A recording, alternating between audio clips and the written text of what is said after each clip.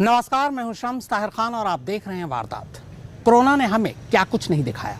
अस्पतालों में, घरों में तड़पते बिलखते लोग, लोगों की उखड़ती सांसें, अपनों की लाशें, शमशान कब्रिस्तान के बाहर लंबी लंबी कतारें, पानी में तैरती बेकफन लाशें। अब इसी कोरोना काल की एक और अफसोसनाक तस्वीर सामने आई है। बेंगलोर के एक मुर्दा घर में 2 लाशें मिली हैं। ये लाशें पिछले 1 साल से इस मुर्दा घर में बंद पड़ी थी। वो तो इस मुर्दा घर की सफाई का ख्याल आया, तब जाकर सफाई कर्मचारी मुर्दा घर के अंदर दाखिल हुए और इस तरह इन दोनों लाशों का राज दुनिया के सामने फाश हुआ।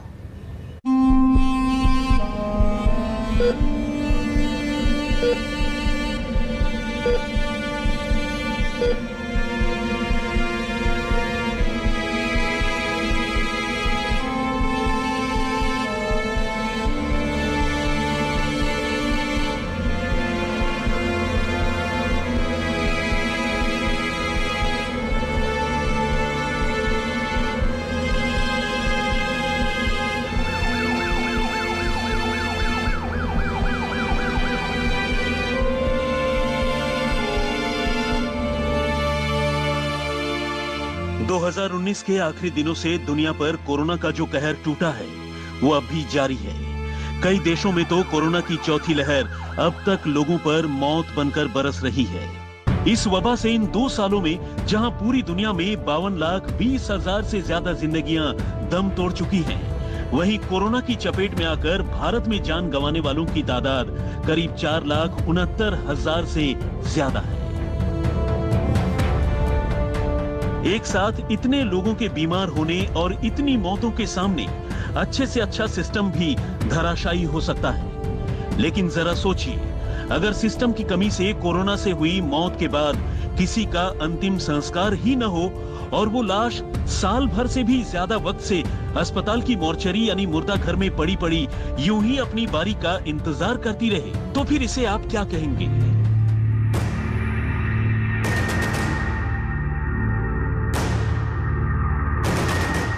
कर्नाटक की राजधानी बेंगलुरु से आई इंसान और इंसानियत को झकझोरने वाली ये कहानी कुछ ऐसी ही है, जहां कोरोना से जान गंवाने वाले एक नहीं बल्कि 2-2 लाशों को साल भर से ज्यादा वक्त से अंतिम संस्कार ही नसीब नहीं हुआ।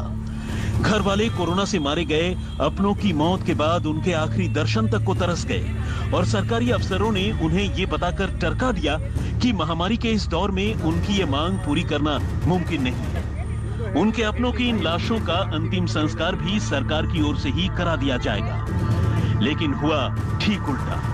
अंतिम संस्कार तो दूर, साल भर से ज्यादा समय से किसी ने मोर्चरी के फ्रीजर में पड़ी इन लाशों को फ्रीजर का दरवाजा खोलकर देखने की भी जरूरत नहीं समझी। और अब जब इन लाशों की ओर ध्यान गया तो उनकी ओर देखना भी मुमकिन नहीं था।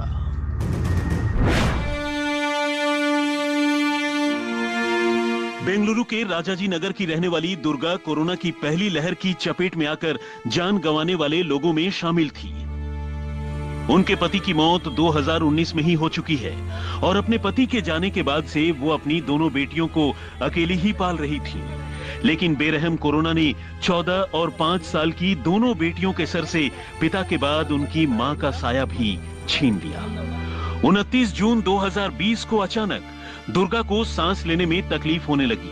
उनकी हालत लगातार बिगड़ती जा रही थी।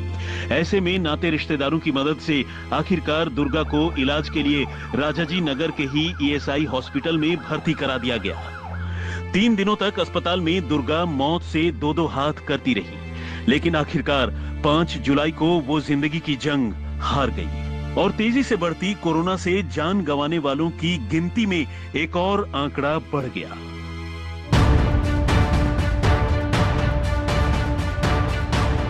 दुर्गा के घर वालों की माने तो तब अस्पताल प्रशासन ने उन्हें सरकार की ओर से ही दुर्गा की लाश का अंतिम संस्कार किए जाने की बात कही और उनकी मौत के सबूत के तौर पर उनकी बेटियों को मां का डेथ सर्टिफिकेट भी थमा दिया। और तो और तब कोविड प्रोटोकॉल का हवाला देकर उनकी दोनों मासूम और बदनसीब बेटियों को मां का चेहरा भी आखिरी बार देखने नहीं दिया गया। लेकिन अब से चंद रोज पहले तब दुर्गा के घर वाले बिल्कुल सन्न रह गए जब राजाजी नगर पुलिस ने उन्हें फोन कर बताया कि उनकी रिश्तेदार दुर्गा की लाश अब भी सरकारी ईएसआई अस्पताल की मोर्चरी में जस की तस पड़ी है और उसका अंतिम संस्कार तक नहीं किया गया है। ಅಡ್ಮಿಂಟ್ ಮಾಡ್ಕೊಂಡ್ವಿ ಸರ್ ಆಡಿ 4 ಡೇಸ್ ಅಷ್ಟೇನೆ ಅವರು ಎಕ್ಸ್ಪೈರ್ಡ್ ಆದರು ಸರಿ ಅವ್ರು ಕೋವಿಡ್ ಅಂತ ಗೊತ್ತಲ್ಲ ಅವ್ರಿಗೆ ಅದೇ ಬಾಡಿ ನಮಗೆ ಕೊಟ್ಟಿಲ್ಲ ಸರಿ ನಾವು ಮನೆಗೆ ಬಂದ್ಬಿಡ್ವಿ ಅಷ್ಟೇ ಮತ್ತು 2-3 ಡೇಸ್ ಎಲ್ಲ 4 ಡೇಸ್ ಎಲ್ಲ ಏನು ಅನಿಸುತ್ತೆ ಅವಾಗ BJMPಯಿಂದ ಫೋನ್ ಬಂದುಬಿಟ್ಟು ನಾವು ಇದು ಮಾಡಿದ್ದೀವಿ ಅಂತ ದಫನ್ ಆಗಿದೆ ಅಂತ ಹೇಳಿದ್ರು ಹಾಗಾಗಿ ನಾವು ಒಂದು 15 ತಿಂಗಳಾಯಿತು ಕರೆಕ್ಟಾಗಿ 15 ತಿಂಗಳಾಯಿತು ಜುಲೈ 2 ಅವ್ರು ಸಿಕ್ಕಿದ್ವಿ ಇದಾಯ್ತು ಅಂತ ಹೇಳಿದ್ರು ಸರಿ ಅಂತ ನಾವು ಇದು ಮಾಡಿದ್ವಿ ಈಗ 3 ಡೇಸ್ ಒಳಗಡೆ ನಮಗೆ ಫೋನ್ ಬರ್ತಾ ಇದೆ।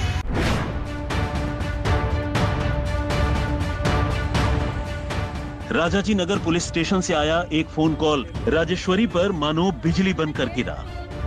फोन करने वाले ने बताया कि उनके पिता मुनि राजू, जिनकी मौत 2 जुलाई 2020 को कोरोना के इलाज के दौरान ईएसआई अस्पताल में हो गई थी, उनकी लाश का अब भी अंतिम संस्कार नहीं हुआ है और तब से लेकर अब तक राजाजीपुरम के ईएसआई अस्पताल की पुरानी मोर्चरी में उनकी लाश ज्यों की त्यों पड़ी है। कुछ देर के लिए राजेश्वरी को यह समझ ही नहीं आया कि वो इस फोन पर कैसे रिएक्ट करे, लेकिन फिर जैसे तैसे उसने खुद को संभाला और अस्पताल पहुंची तो पता चला कि ऐसी खबर सुनने वाली वो अकेली नहीं है, बल्कि उनकी ही तरह एक और भी परिवार के साथ कुछ ऐसा ही हुआ है। सितम देखिए कि मुनि राजू के घर वाले उनकी बरसी तक मना चुके थे। इस साल 2 जुलाई को उनकी याद में घर में खास पूजा अर्चना भी की गई थी, लेकिन अब 470 दिन बाद उन्हें ये पता चला है कि मुनि राजू का तो अंतिम संस्कार ही नहीं किया गया और उनकी लाश मोर्चरी में ही पड़ी रह गई। राजेश्वरी की माने तो उसने अब तक ये बात अपनी मां को नहीं बताई है, क्योंकि उन्हें नहीं पता कि अगर उनकी मां को ये बात पता चली तो वो इस सदमे से उबर भी पाएंगी या नहीं।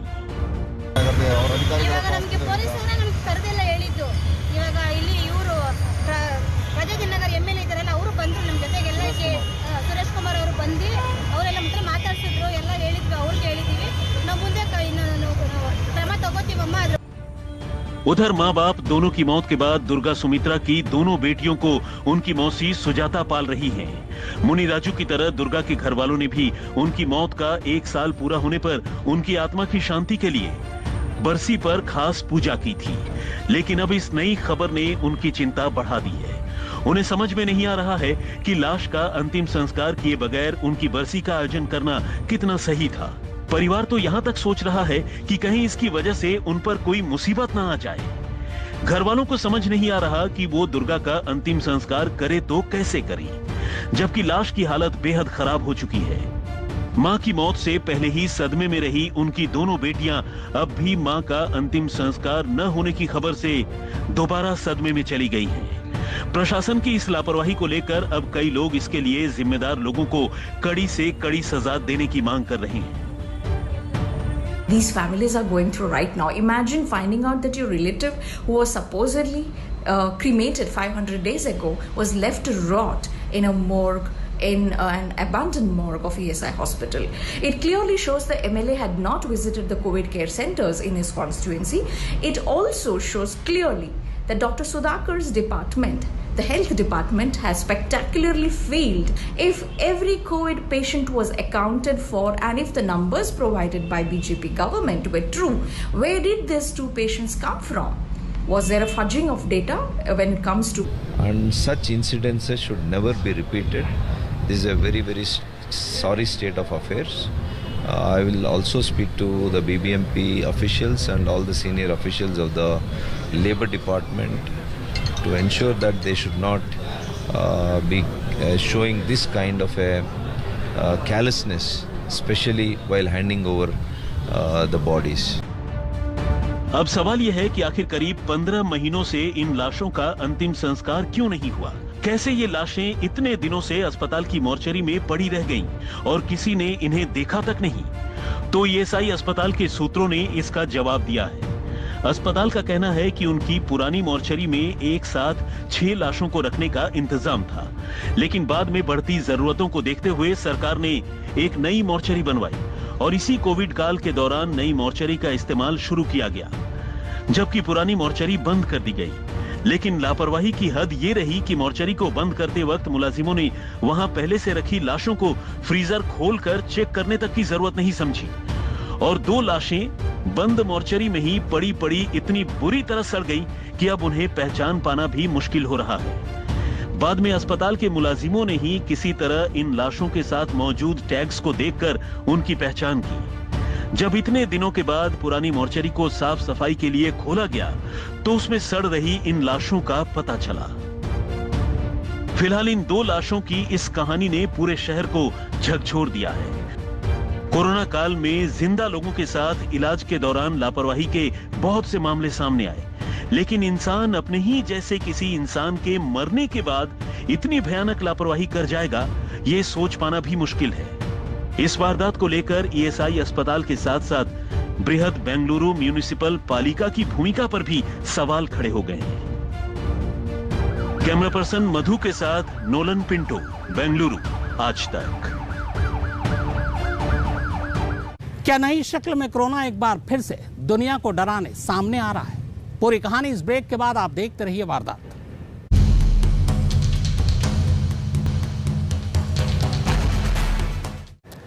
कोरोना एक बार फिर से नई शक्ल में हम सबको डराने की कोशिश कर रहा है। इस बार इसकी नई शक्ल का नाम दिया गया है ओमिक्रॉन। हालांकि दुनिया भर के वैज्ञानिकों की राय ओमिक्रॉन को लेकर अलग अलग है, लेकिन यह कितना खतरनाक है, कितनी तेजी से फैलेगा भी या नहीं, भारत में इसकी क्या स्थिति है, आइए जानते हैं पूरी विस्तार से।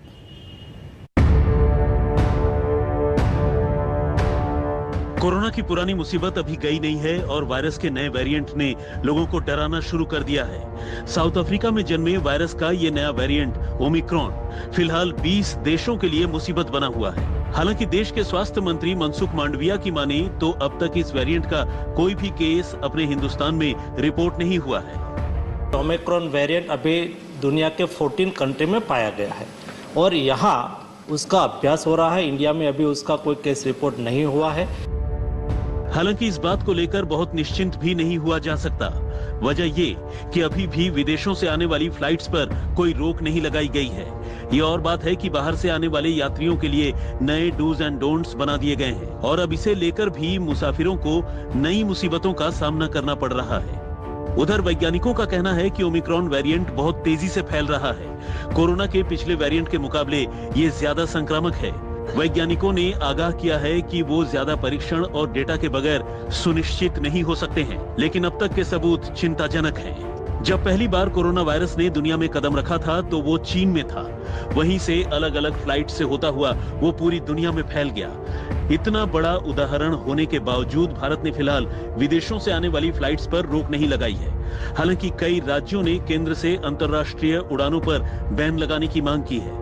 सरकार ने साउथ अफ्रीका, बोत्सवाना और हांगकांग जैसे देशों से आने वाले यात्रियों की जांच की बात कही है। इसके लिए एयरपोर्ट अथॉरिटीज को एडवाइजरी जारी कर दी गई है। इस एडवाइजरी के मुताबिक वो देश जहां ओमिक्रॉन वेरिएंट से पीड़ित मरीज मिले हैं, वहां से आने वाले यात्रियों को RT-PCR टेस्ट किया जाना जरूरी है। RT-PCR टेस्ट नेगेटिव आने पर यात्रियों को 7 दिन के लिए घर में क्वारंटीन किया जाए और फिर 8वें दिन फिर से RT-PCR टेस्ट करने की बात कही गई है। आज तक ब्यूरो। तो वारदात में फिलहाल इतना ही, मगर आज तक पर खबरों का सिलसिला लगातार जारी है।